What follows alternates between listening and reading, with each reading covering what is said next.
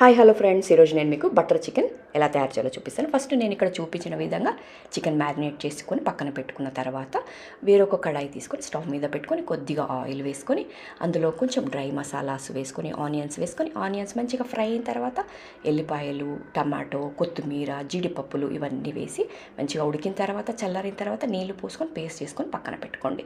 ఇప్పుడు వేరే కడాయిలో కొద్దిగా నూనె వేసుకొని బటర్ వేసుకొని మనం మ్యారినేట్ చేసి పెట్టుకున్న చికెన్ ఉంటుంది కదా, అది మంచిగా ఉడికించుకొని దగ్గరికి ఉడికాక స్టవ్ బంద్ చేసుకొని పక్కన పెట్టుకున్నాక మనం ఇందాక పేస్ట్ చేసి పెట్టుకున్నాం కదా, ఆ కడాయి తీసుకొని అందులో స్టవ్ మీద పెట్టేసి అది మంచిగా ఉడికిన తర్వాత మనం రెడీ చేసి పెట్టుకున్న చికెన్ ఉంటుంది కదా, అది కూడా వేసి ఒక 5 నిమిషాలు ఉడికించుకుంటే మన బటర్ చికెన్ అనేది రెడీ అయిపోతుంది.